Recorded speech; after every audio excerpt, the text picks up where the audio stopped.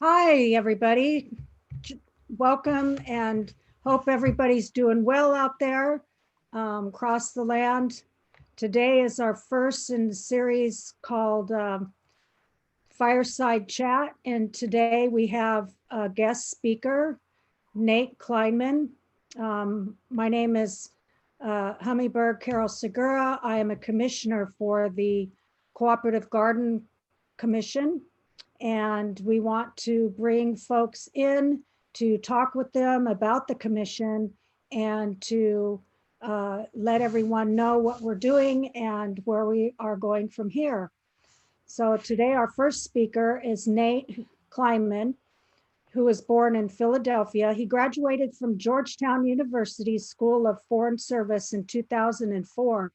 Following college, he worked a variety of jobs, including many in political and organizing, including Barack Obama's 2008 presidential campaign, and happily quit his last job in 2012 as an organizer with the Service Employees International Union. He is grateful to consider himself equal parts farmer and organizer today. Nate had been involved in activist efforts ranging from Sudan Freeman Walk to Occupy Wall Street to Black Lives Matter. He's participated in foreign delegations to Mexico, Honduras, and Cuba. He helped found InterOccupy, an open communication platform for activists, and used it to help coordinate both Occupy Sandy, New Jersey following Hurricane Sandy, and the Cooperative Gardens Commission following the arrival of COVID-19. He ran for US Congress in 2012 and 2018. Nate served on the executive board of Philadelphia Orchard Project and Grassroots Seed Network, and is currently a member of the Seed Advisory Committee of the Non-GMO Project and Education Committee of the Northeast Organic Farm Association of New Jersey. He co-founded the Experimental Farm Network in 2013 in order to facilitate collaboration on plant breeding and agroecology research. EFN funds its work through seed sales. And you can find his information at www.EFN_seeds.com. As a plant breeder and researcher himself, Nate has broad range of interests, but most engaging in the pursuit of climate stabilization, perennial staple crops. So without further ado, let's welcome Nate. Hi, Nate. How are you doing? Hey, Hummingbird, I'm doing great. How are you? Wonderful. Thank you. And thanks for being our first speaker interviewing with us at CGC, Cooperative Gardens. I'm happy to be here. Why don't you start off by telling us about Experimental Farm Network and what are some of the wonderful projects you're doing and the farms you're working with? Sure. So the idea for the Experimental Farm Network came about in 2013. I was attending an event, and there was a talk by a guy named Eric Tonesmeyer about perennial staple crops and climate change mitigation. I had known a lot about the pursuit of perennial grains in particular, but I don't think I realized how many possible potential perennial crops are out there, and how if we really revolutionized our agricultural system, we could turn farming from a major driver of climate change into a weapon against it. So at that time, I had been doing work with Occupy Sandy, New Jersey, and for the last year and change, and I had really had a amazing experience doing that work, grassroots hurricane recovery work, with a bunch of people who never had any experience doing that kind of work before. We were all amateurs, but we were young and energetic and idealistic, and we leveraged the power of the internet to mobilize tens of thousands of people. We mobilized people across New York and New Jersey, and managed to be more effective in some communities than the government was, and then the Red Cross or the Salvation Army. We were, from scratch, built a really amazing organization. The Department of Homeland Security actually commissioned a report to figure out how we had been so effective and to help them improve their disaster relief in the future. So having had that experience, I was sort of primed to imagine how a grassroots organization composed of people who don't have degrees in the field could make innovations happen at a rapid clip, hopefully, in sustainable agriculture. And that's really that was really the genesis of the whole project. We decided, my colleague Dusty Hinz and I, who decided to start this with me, we realized that we didn't want to fall into the trap of so many nonprofit organizations, this nonprofit industrial complex where you're reliant on grants from the government or from corporations, where your work is focused on what you think is fundable. And so much of the work is simply just to justify the existence of the organization, it seems. And so we decided we wanted to grow and sell seeds ourselves in order to become self-sufficient as a nonprofit organization. So that's the efnseeds.com website. And that's our experimental farm network seed operation. At this point, we have about 35 growers around the country producing seeds for us. Technically, EFN is a nonprofit cooperative incorporated in the state of Pennsylvania. Our main project is our website, experimentalfarmnetwork.org, which is the plant breeding and research network platform. So anyone can post a project on that site, recruit volunteers for it. Anyone can volunteer for any project on the site. And then it's up to the person leading that project to follow through on all of that and work with the individual volunteers. With plant breeding in particular, so much of what you're trying to do is find a needle in a haystack. So the more people you have looking, the more chances you have to find that exact combination of traits that you're looking for. We're really focused on perennial staple crops, as you said earlier, things like perennial grains, perennial oil seeds. So on our website, we have a number of interesting projects, including a perennial sorghum breeding project, a project on a crop called monkey puzzle, which is a pine tree relative from Chile, and produces these really large nuts that are staple food for the Mapuche people. But it's a slow growing crop, and we just need more people to grow it. People need to have that long-term commitment to producing food in a sustainable way. And that was really the beginning of it in 2013. We're now going into our 8th year, and our 8th year farming full time as well. And it's been a real pleasure. I don't think I'd want to be doing anything else. So what is your desire and your passion to be a farmer? I think I've always wanted to be a farmer. I never thought it was something that I was going to do as a career until I reached about the age of 30 and realized there wasn't anything else I wanted to be doing. I love being outside.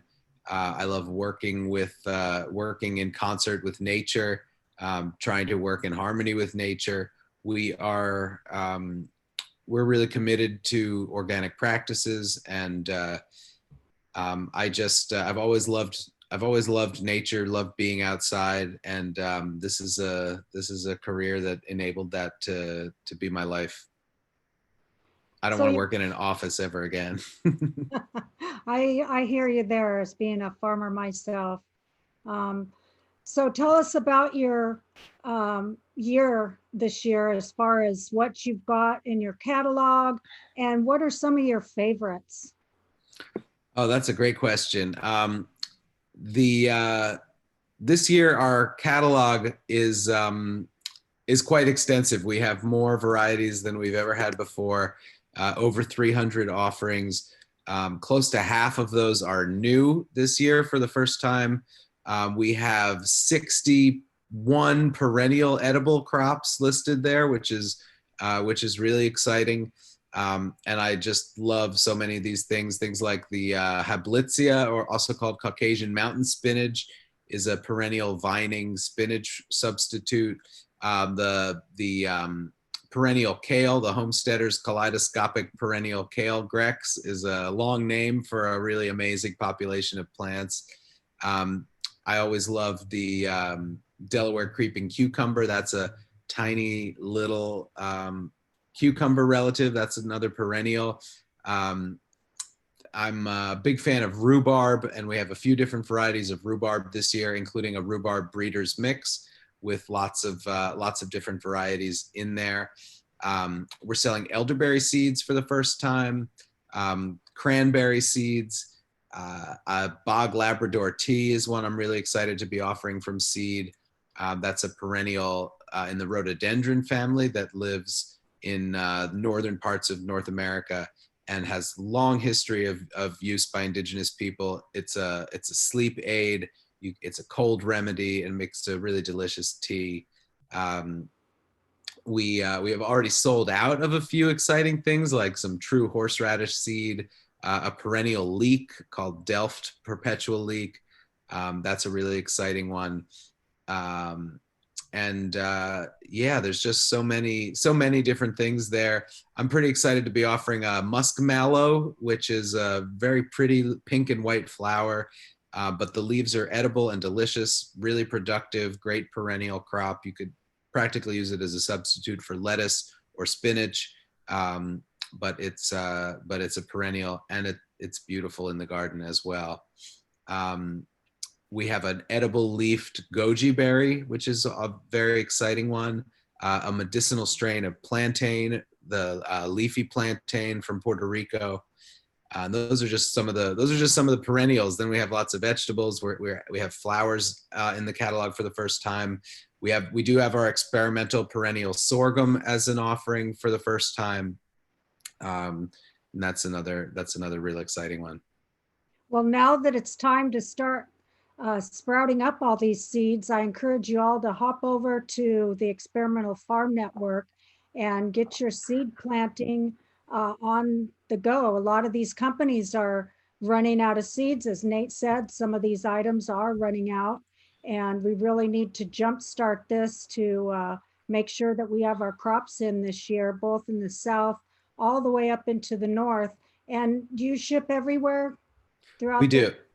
We do. We ship across the country, and we do ship internationally as well. We may not always ship internationally, so we urge international folks to get them while we're still doing that. It can be a bit of a headache, but we have some customers out there who really seem to enjoy what we have to offer, and we want to keep being able to do that. But we do a lot of work as well that's goes beyond the seeds for sale. We do a big focus of our work is preserving seeds from communities that are under threat, whether it's by war or sea level rise or just neoliberal capitalism and outmigration due to poverty in certain parts of the world. And then the corollary to that is that we do rematriation work, where we work to return seeds to the communities from which they came, where they were developed, in particular with indigenous varieties from this country, but also from other countries as well. And we've had a few successes over recent years, and we hope to do more of that. A big part of our work is getting seeds out of the U.S. government collection. Our government has hundreds of thousands of varieties of seeds preserved in seed banks around the country. But they're not doing any good if they're just frozen under, in a freezer.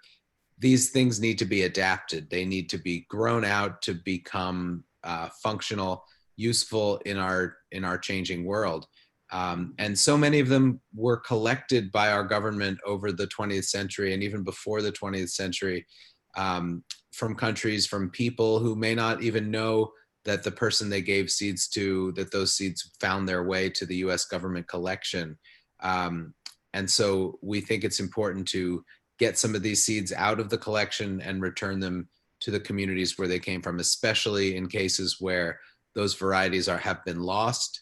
And that is the case in so many places around the world where traditional farming practices are under threat, where traditional foodways are under threat, and where industrial agriculture and American corporate neoliberal capitalism has brought the same products that we find on our supermarket shelves, and farmers no longer have the ability to make a living growing the crops that were grown by their ancestors and developed over thousands of years. So we need to free those seeds and make sure that the stories that go along with these sacred seeds follow on through the lineage of the people, indigenous people everywhere that were keepers of these seeds. They get returned back to them so that they can grow them out and be responsible seed stewards and pass that lineage on to provide food security and seed security for their communities. That's a wonderful project, Nate. I thank you so much for being a part of that and being able to bridge that so that people can provide seeds to their communities that have been in fire, different climate change issues where they can't grow out their seed, and they have a place now where they can send those seeds to and have them grown out and returned back to the place of domicile where these seeds in different regions were once grown, and grown viably to feed people. And that's really important here. And I thank you so much for being a part of that story, that seed story. It's a real honor. Let's shift to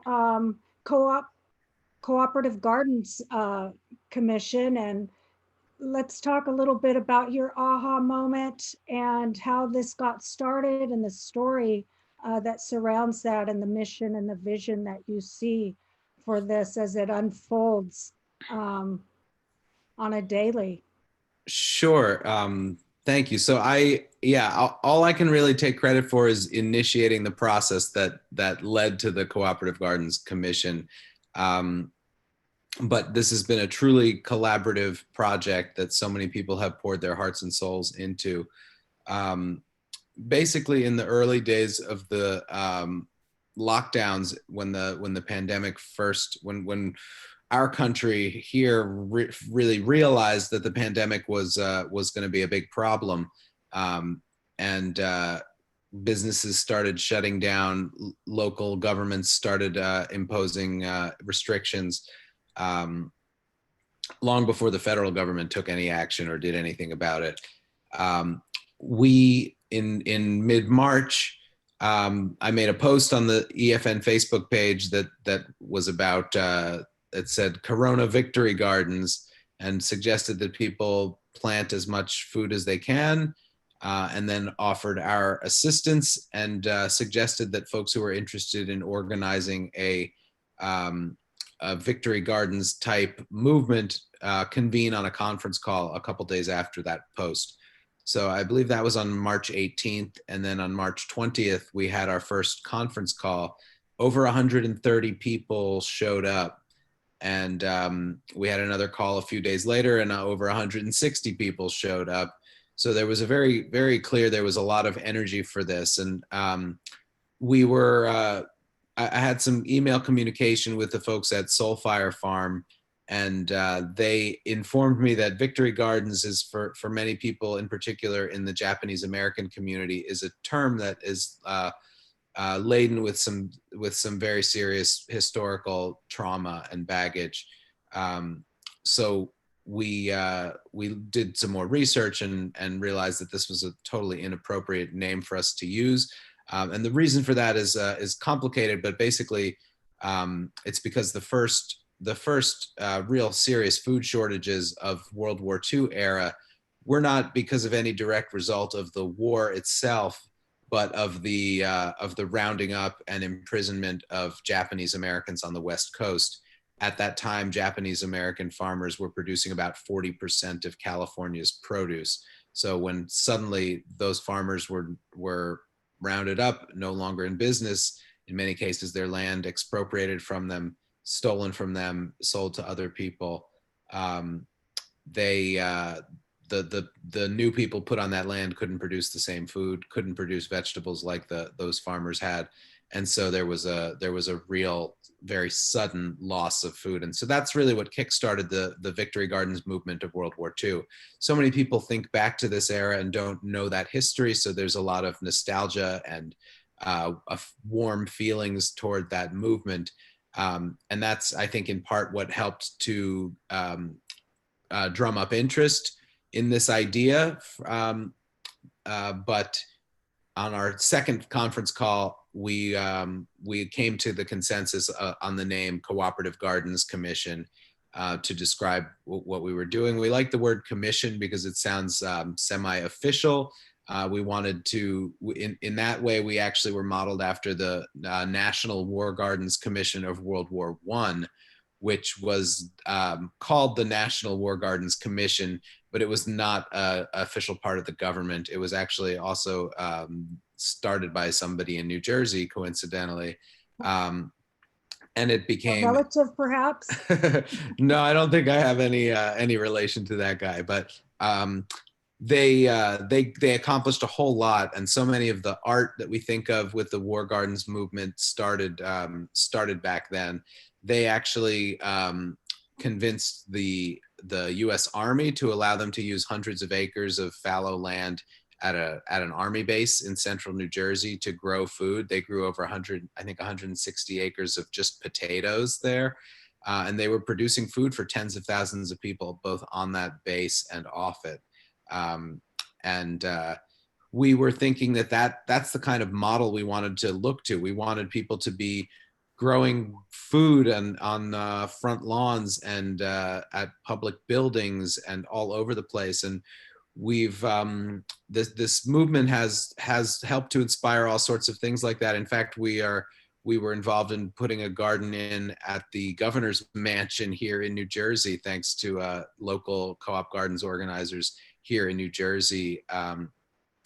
There's lots of stories like that around, but the way we've organized, which you know very well, is that we started having initially weekly, actually we had twice a week phone calls using something called the Maestro conference system, which is a conference calling system that I started using back in the Occupy Sandy days, in the early Occupy days, in fact. It's a system that allows people a lot of interactivity, but you don't need a computer to do it. All you need is the dial-in phone number and a unique PIN that gets assigned to you when you sign up. So anybody can call in, and you can have 100 people on a phone call and have it still go smoothly because everybody is muted, and the moderators can open the microphone of individual people who will press the numbers on their keypad to communicate with the moderators. So we still use that system for our main organizing calls. And then we primarily use Zoom for our working group calls. And at the high point, I think we had 16 working groups. Not all of them are active at this point, but we still have half a dozen or so very active working groups, maybe a bit more than that. And how do those work as far as being on a democratic platform? So those groups, we've never actually come to consensus on a consensus process, but we have community agreements, and we try to work in the spirit of mutual respect. And basically, when there's two competing sides to a conversation, we talk it out. We try and come to a consensus, come to a compromise. And only in a very few cases have we had to resort to taking a vote on an issue, including our name back on our second phone call. But often we find that if we talk things through, eventually we do come to a consensus. And then if we ask at the end, okay, is there anyone who objects to this course of action?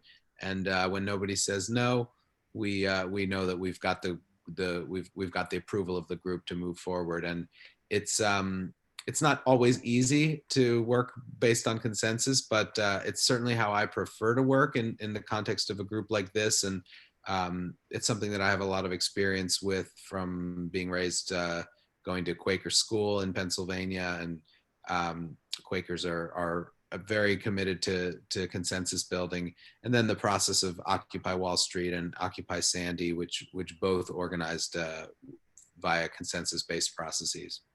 And it's nice that we're all focused on the same love and kindness, and our focus together with seeds is what brings us together. And so I think that firm ground building love for seeds and gardening and farming makes it a lot easier to bring together that consensus in a well-rounded way. But when there are people who aren't voting yes to things, it's important to hear their voice. And we really do want to share what people think and their ideas. And so that's really worked out well. Thank you, Nate. Yeah, it's been really gratifying to watch it come together, and thank you for being such a critical part of it. I've met so many amazing people around the country, people who I still have never met in person, but I know I'm going to be friends, family with for the rest of my life. It's really amazing how something like this can bring people together. And you mentioned the seeds. I didn't even get to that, but that was really the most important thing about our work in our first year. We realized early on that seeds were going to be a huge problem, and not just folks who couldn't afford seeds, but the fact that seed companies just didn't have they didn't have the seeds that they used to have. They were running out. They're shutting down their websites. People were panic buying seeds just like they panic buy groceries at the store. And so many of the people who joined this movement early on were involved with seed growing. So much of my circle and the EFN community are engaged in seeds. They're plant breeders, they're seed growers, they work for seed companies. And so we all realized pretty quickly that seeds was going to be a major issue. So we focused our efforts on creating a free seed distribution project to focus on getting seeds to people who needed them. And we had seeds donated from over 20 different seed companies and organizations. And we distributed them via 257 seed hubs, people who applied, and organizations that applied to be regional or local distribution hubs. And then those seed hubs, we believe, got seeds to at least 12,000 individual garden projects or gardens around the country.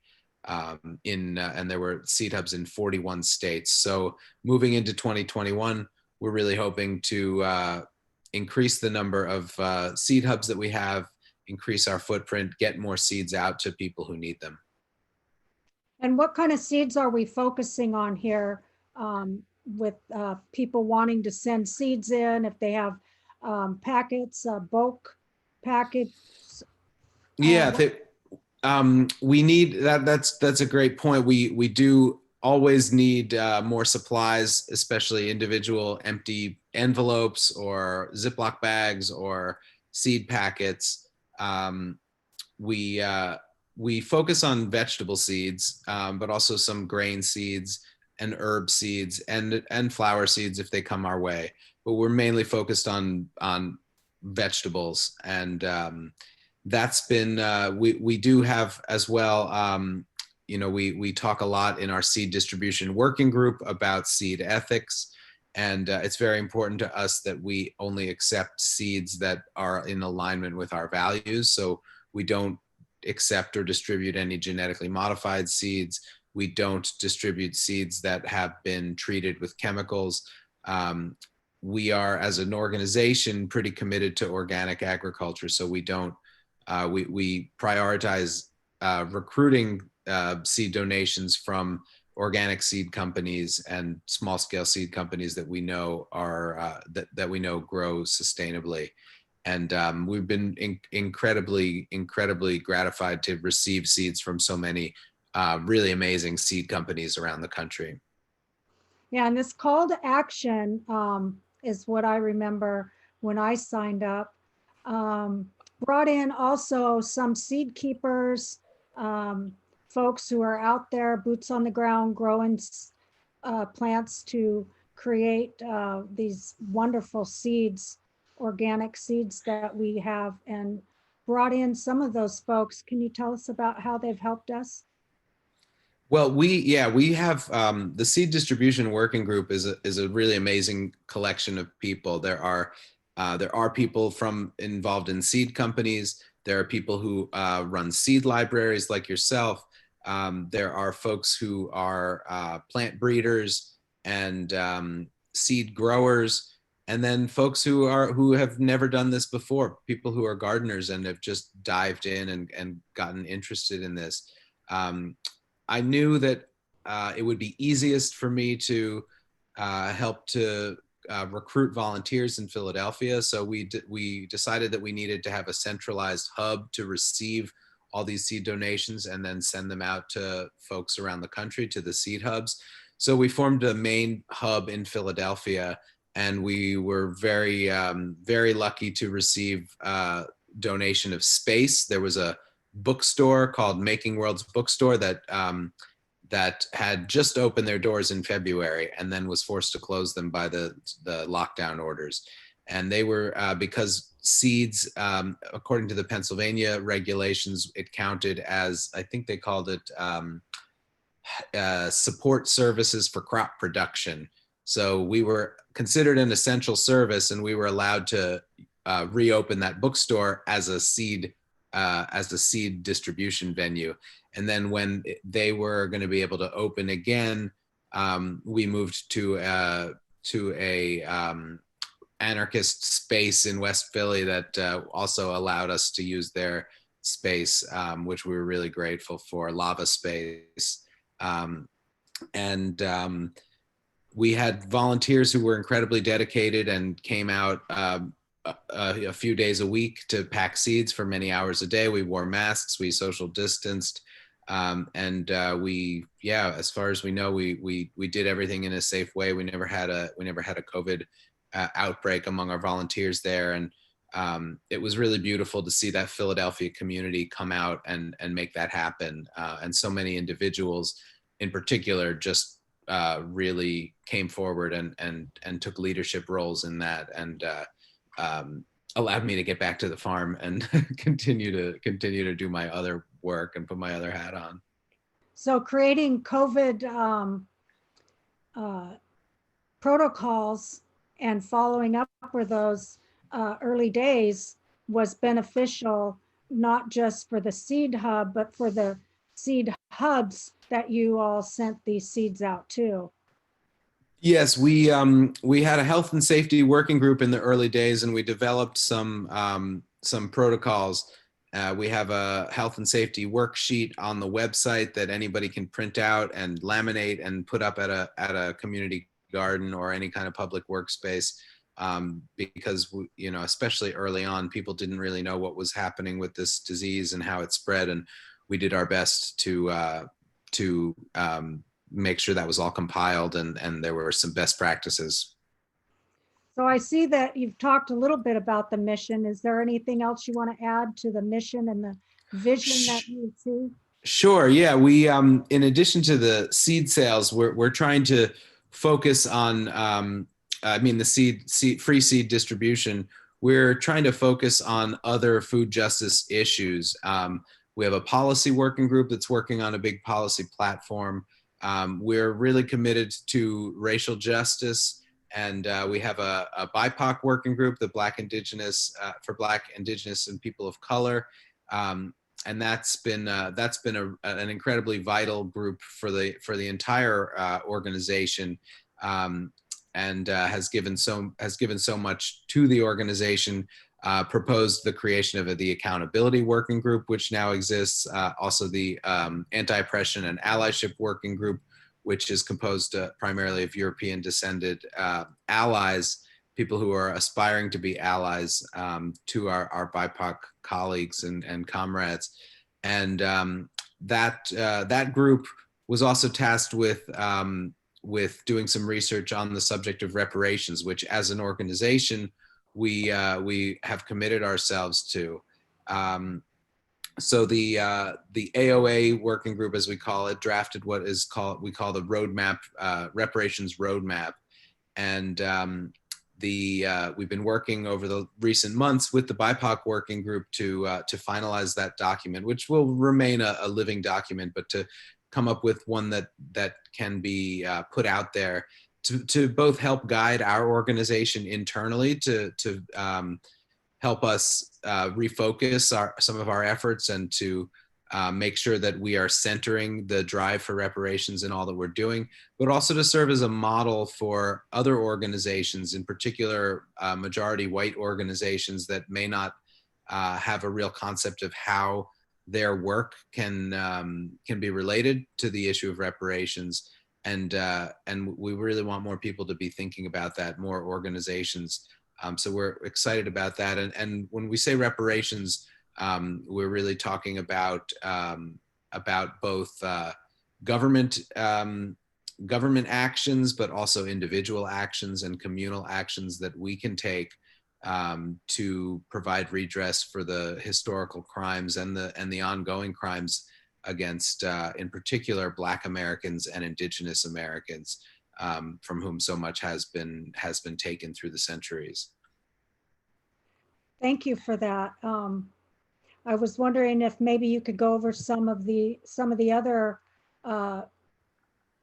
working groups, ones Sure. that are very vital and are linchpins to helping us stay going and keep our mojo happening. Can you tell us a little bit about some of those? Sure, yeah. Some of the other critical working groups include the Outreach Working Group, which has done a great job from the beginning of helping us to get more people involved, has done some work reaching out to land trusts to determine if there's potential partners out there to help us produce more food, and to also get more folks who are from historically oppressed communities onto land growing food.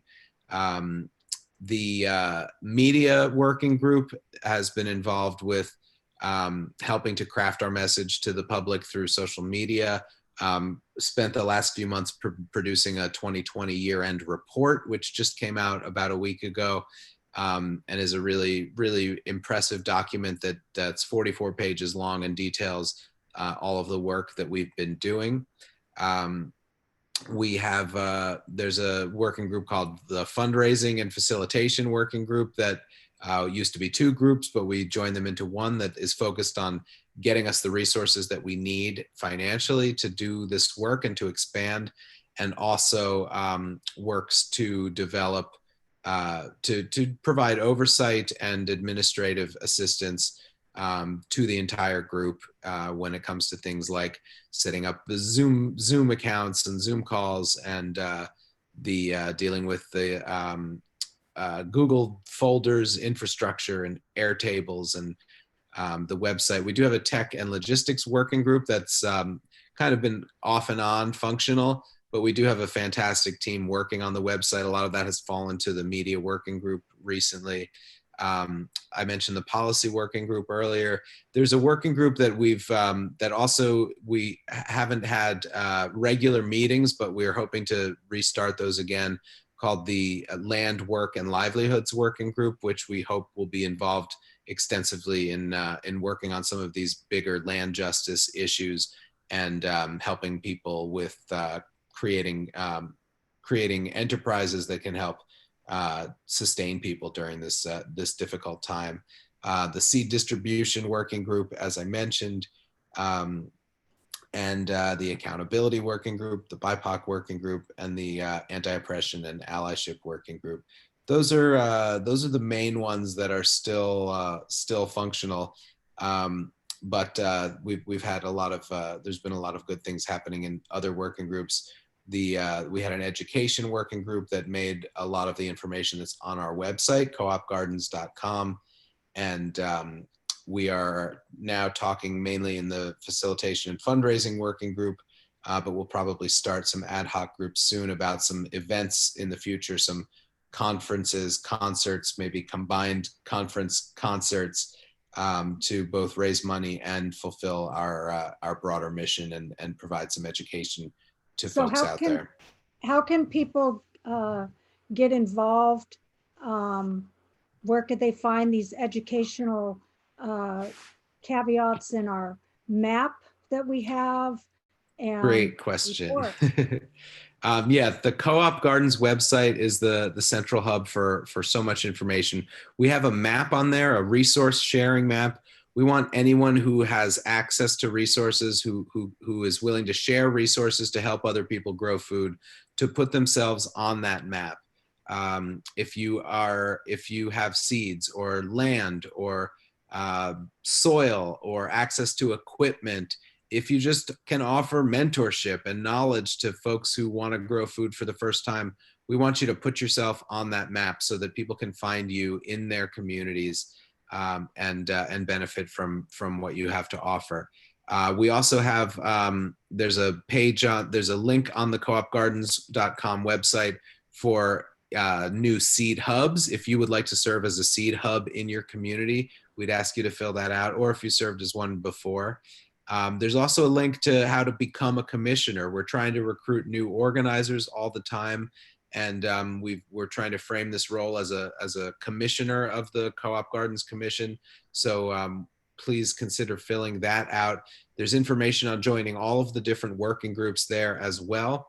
And we are just really delighted that so many people have gotten involved in this effort, and everybody's welcome. Yes, that's nice. So if you're interested in joining to be a seed hub, all those people out there listening, indigenous lands in the mid-state, we're looking for folks in all cultures, BIPOC cultures, to come in, sign up as a seed hub, put yourself on the map, and receive free seeds. How awesome is that?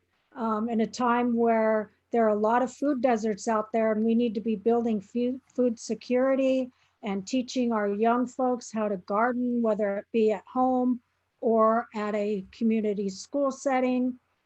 Join Co-op Gardens. Be part of the policy making or the fundraising or seed hub gathering projects, so that we can work together on building food security across the state and internationally. We do have some folks that are now joining us from other countries that are interested in sharing their knowledge and sharing seeds back and forth, and are on some of our groups. And it is a wonderful opportunity to build community, not just at a local level, but at a global level. Nate, can you tell us a little bit about where you see agriculture headed, food security, seed security in the future, and what kind of things are you looking at? Oh, that's a complicated question. But I really am optimistic that agriculture can be a major force for good in the world. I'm personally very focused on the issue of climate change, and I believe that we can refocus agriculture to become a weapon against climate change. I believe that we need to move away from the industrial model of agriculture that has dominated over the last century, especially the last half of the last century. I believe we need to move away from chemical intensive agriculture and towards organic and agroecological agriculture. We need to preserve the soil. We need to preserve habitats. We need to preserve the water. We need to preserve the air, and agriculture has a huge role to play in all of that. And we need to do it in the context of a socially just world. And so, you know, I consider myself an activist in a number of different spheres, and agriculture has been there's been so much discrimination in agriculture. There's been such a devastating loss of Black farmers across this country through the years, and we really need to work to ameliorate that. There's no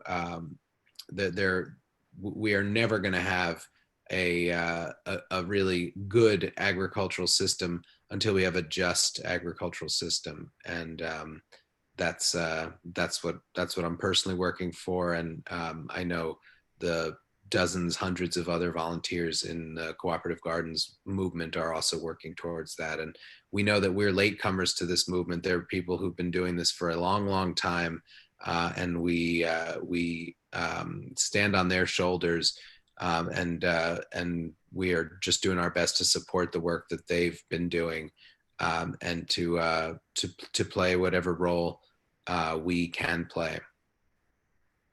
Thank you, Nate, for that. Can you tell us a little bit more about where we plan to go from here in the future? Yeah, I think you know, as Co-op Gardens, we are going to be moving forward in a range of different ways. The seed distribution is we're trying to grow the seed distribution. We're working on this policy platform, which we hope will be finished pretty soon. We're again, as I mentioned, trying to work on land justice issues and see what kind of role we can play to support organizations like the Northeast Farmers of Color Land Trust that is doing such great work, and Agrarian Trust and other organizations like that that have been doing this for a long time. It's really critical. We can't address food justice unless we address land justice, and unless we get more people, in particular people who have been historically denied the chance to be farmers, more people on the land farming. And those are some of the big things that I see coming down the pike. But I'm just very excited to see what this group cooks up. So where could we find you, Nate? Are you going to be doing some workshops or conferences? How can we tap into those? Yeah, I'm involved with a bunch of conferences this winter. It's currently January 10th when we're recording this, 2021. At the end of this month, I'm involved with doing some panels at both the Northeast Organic Farming Association of New Jersey and New York's winter conferences. The Jewish Farmer Network, I'll be speaking at a panel at their conference pretty soon. We're going to be organizing some of our own Cooperative Gardens Commission events. Experimental Farm Network is often organizing different things. But yeah, through coopgardens.com or experimentalfarmnetwork.org or efnseeds.com. Those are the best ways to find me. But you may find that I'm a little bit stretched thin. I could imagine you're doing a lot of work and a lot of excellent work and calling people to this community event, Cooperative Gardens Commission, and working with your own farm and putting together a seed selling opportunity for folks. That's a lot of stuff, and I thank you very much, and Cooperative Gardens Commission. Is there anything else you'd like to share with us? Any words of wisdom? I think that's I think that's pretty much it. I just do want to say that, you know, this seed industry is booming right now. People have been buying seeds at a clip that I did not think was possible. And that's really heartening to see so many people wanting to grow their own food and help feed their communities. So if you have any inclination to become a seed farmer or to start a seed company, I would just urge you to do it, because there's room.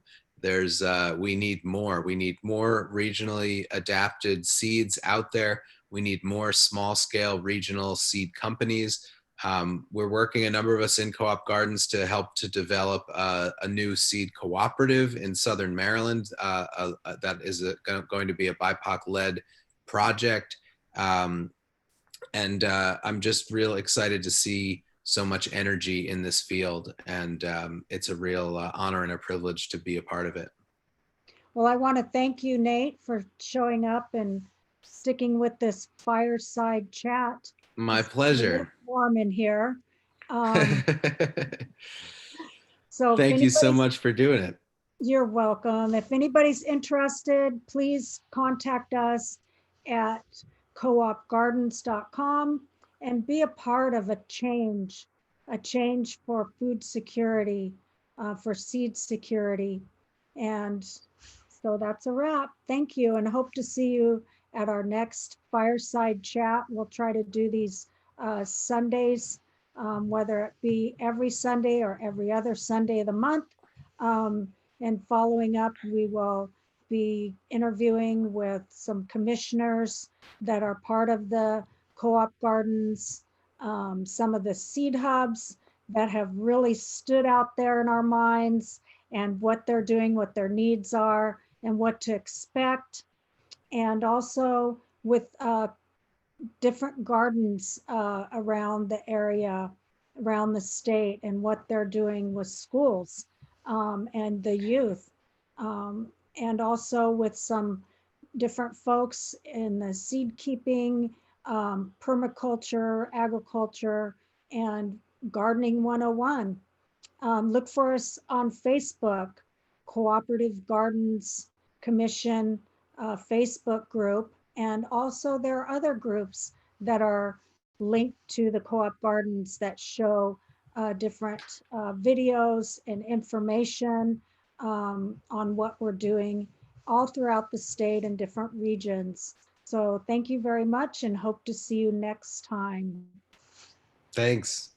Bye, Hummingbird. Bye.